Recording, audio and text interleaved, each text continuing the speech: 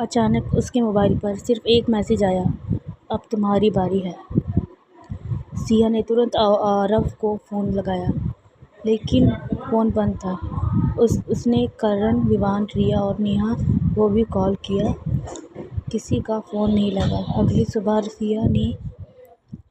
अगली सुबह सिया उन सभी लोगों के घर गई, लेकिन जो उसने देखा उससे उसके पैरों तले ज़मीन खिसक गई। 5 दोस्तों के घर खाली थे, जैसे वह कोई रहता ही न हो। पड़ोसियों ने बताया, यह तो सालों से कोई नहीं रहता। सिया हैरान रह गई। कल तक जो दोस्त उसके साथ थे उनका कोई अस्तित्व ही नहीं था। तभी उसे अपनी जेब में वह पुरानी फ़ोटो मिली। उसने फ़ोटो को देखा।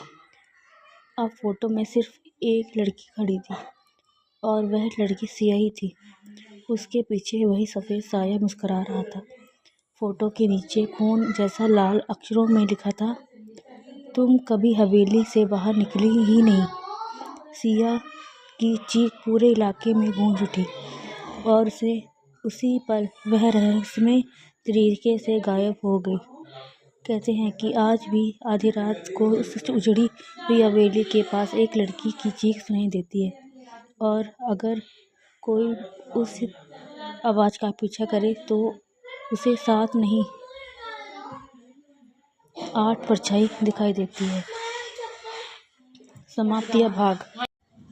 सिया के गायब होने के बाद पूरे शहर में डर फैल गया।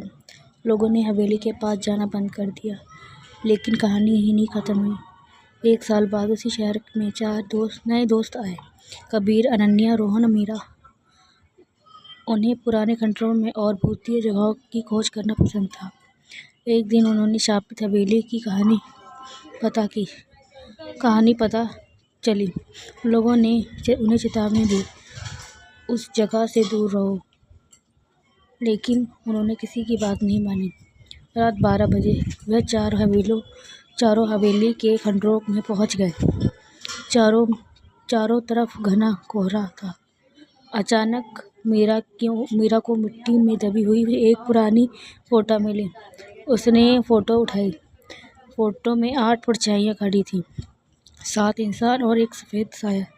लेकिन जैसे ही मीरा ने फ़ोटो को ध्यान से देखा, फ़ोटो में मौजूद एक चेहरा उसी की तरह दिख रहा था।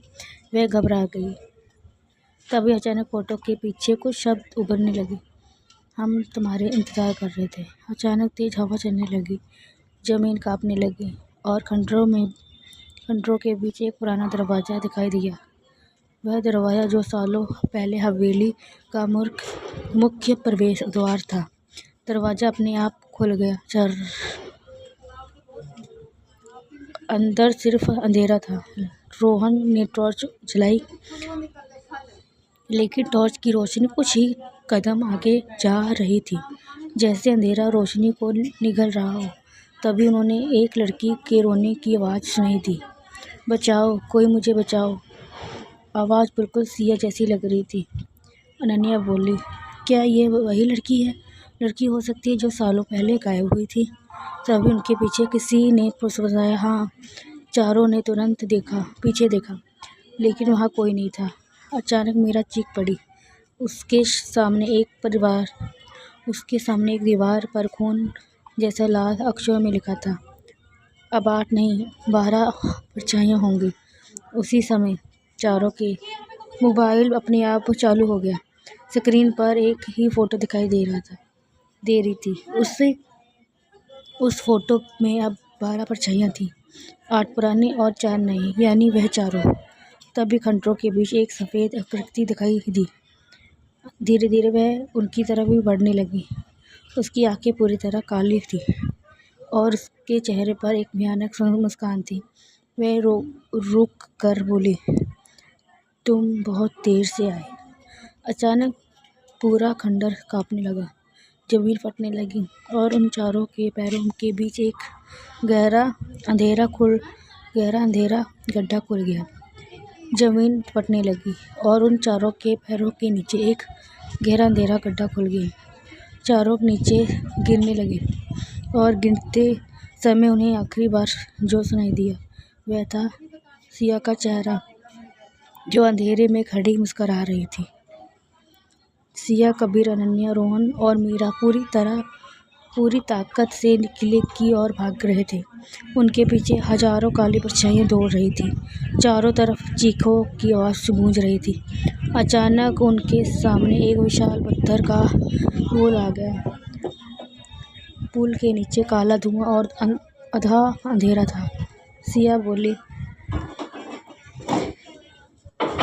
जल्दी करो, अगर यह पुल टूट गया तो हम हमेशा के लिए इस दुनिया में फंसे रह जाएंगे। सभी दौड़ पड़े। लेकिन तभी धड़ाम, पुल का एक हिस्सा टूट गया। रोहन का पूरा पैर फिसल गया। वह नीचे गिरने लगा और बचाओ, कबीर ने तुरंत उसका हाथ पकड़ लिया। कुछ पल के संघर्ष के बाद रोहन को ऊपर खींच लिया गया। सभी किसी तरह किले के तक पहुंच गए। किले का विशाल दरवाजा अपने आप खुल गया। अंदर घना अंधेरा था। दीवार पर पुराने चित्र बने हुए थे। एक चित्र देखकर सभी चौंक गए। उस चित्र में वही पुरानी हवेली दिखाई दे रही थी और उसके सामने खड़ा था एक आदमी जिसकी आंखें लाल थी। सिया ने धीरे से कहा, यही अंधेरा का राजा है। मीरा ने पूछा, ये कौन है? सिया ने जवाब दिया, सैकड़ों साल पहले यह एक साधारण इंसान था। उसने अमर होने के लिए काली शक्तियों का सहारा लिया, लेकिन उसकी लालच ने उसके राक्षस बना दिया। तब उसे उसकी आत्मा इस हवेली और इस अंधेरी दुनिया में कैद हो गई। अचानक पूरे किले में तेज कंपन होने लगा। एक भारी आवाज गूंजी, तुम मेरे बारे में बहुत कुछ जान गए हो। सभी ने ऊपर देखा। किले की सीढ़ियां पर एक विशाल काली कृति खड़ी थी। लाल चमकती हुई आंखें, एक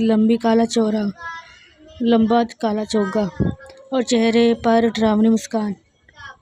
अंधेरे का राजा उनके सामने था और चेहरे पर डरावनी मुस्कान। कबीर ने हिम्मत करके कहा, हम तुम्हारा श्राप खत्म करने आए हैं।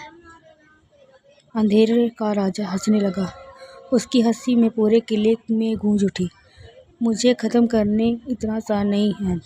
अचानक उसके हाथ में काली ऊर्जा निकली और पूरे हॉल में आग जैसा गोले घूमने लगे। सभी इधर उधर भागने लगे। तभी अनन्या की नज़र एक चमकती हुई तलवार पर पड़ी।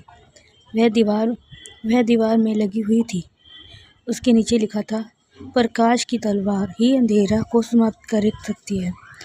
अनन्या चिल्लाई, हम तलवार तक पहुंचना होगा। लेकिन अंधेरा का राजा उनकी हर चाल देख रहा था। वह धीरे धीरे उनकी ओर बढ़ने लगा और उसकी लाल आंखें पहले से भी ज़्यादा चमकने लगी। जारी रहेगा यह भाग 6 में। अगर आपको ये वीडियो, मेरी स्टोरी अच्छी लगी तो मेरे चैनल को सब्सक्राइब करें। अगर और 6 पार्ट देखने हैं तो मेरे चैनल को सब्सक्राइब करें, लाइक करें, कमेंट करें। और भी वीडियोस और भी स्टोरीज देखने के लिए थैंक यू।